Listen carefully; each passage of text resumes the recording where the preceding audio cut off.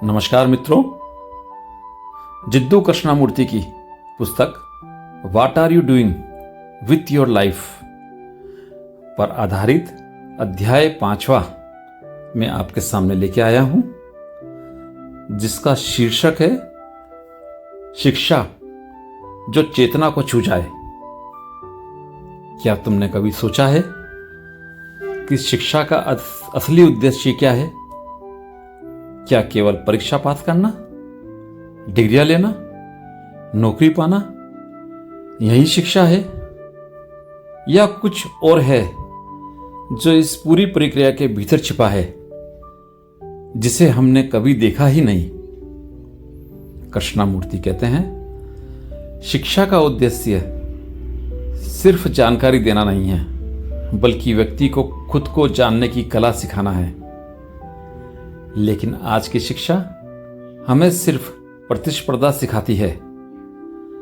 तुम दूसरे से बेहतर बनो और जो पीछे है उसे पीछे छोड़ दो।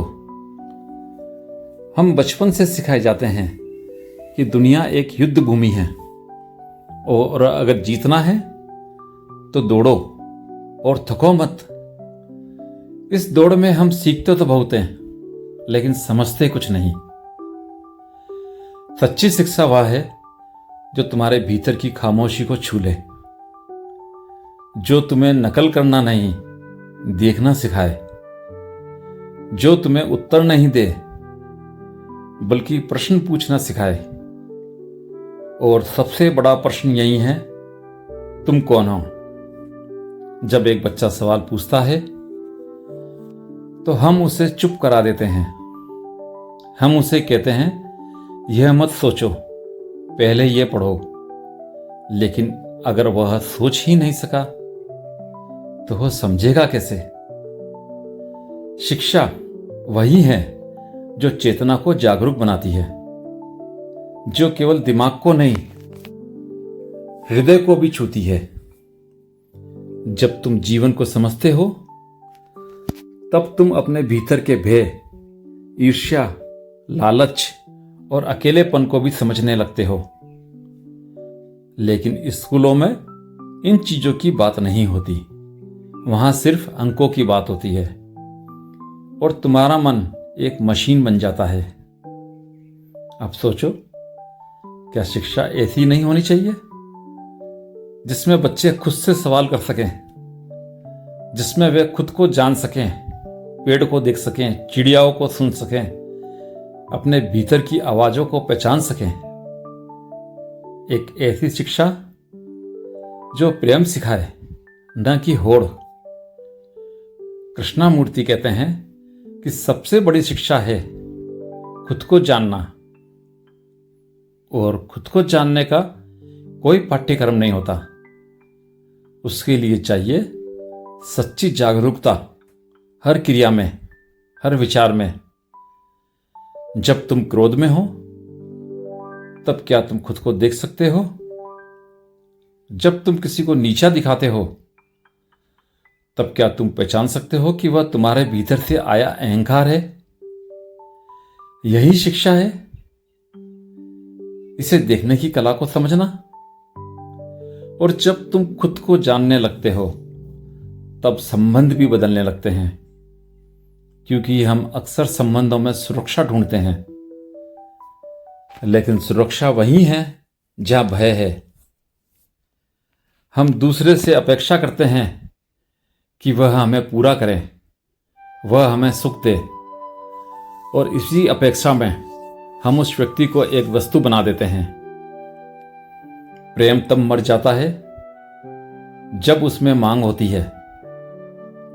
प्रेम तब होता है जब कोई अपेक्षा नहीं होती, जब तुम दूसरे को उसकी पूरी स्वतंत्रता में देख पाते हो। एक संबंध में अगर तुम सच में प्रेम करना चाहते हो तो सबसे पहले तुम्हें खुद को समझना होगा। तुम्हारे भीतर जो असुरक्षा है, जो चोट है, जो स्मृति है, उन्हें देखना होगा, क्योंकि वही चीजें हर संबंध में दोहराई जाती है। अगर तुम जागरूक नहीं हो तो तुम्हारे हर नए संबंध में वही पुरानी परछाइयां लौटती रहेंगी और तुम सोचते रहोगे लोग बदल गए हैं, लेकिन असल में तुम्हारा ही मन बिना बदले दौड़ रहा है।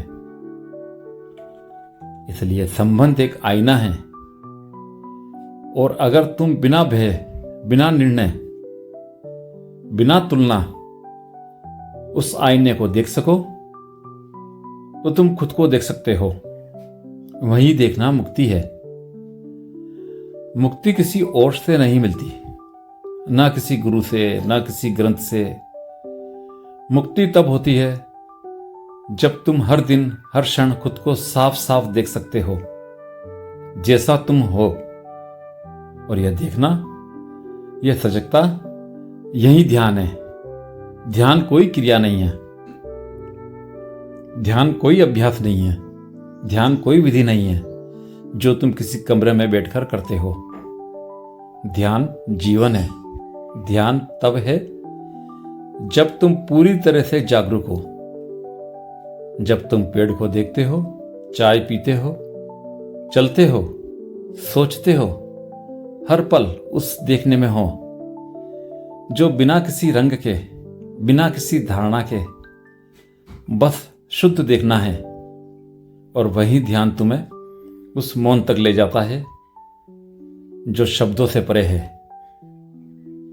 शायद तुमने अनुभव किया हो, कभी अकेले बैठे हो जब सब कुछ शांत है और अचानक तुम्हें अपने भीतर एक बहुत गहरी खामोशी का अनुभव होता है।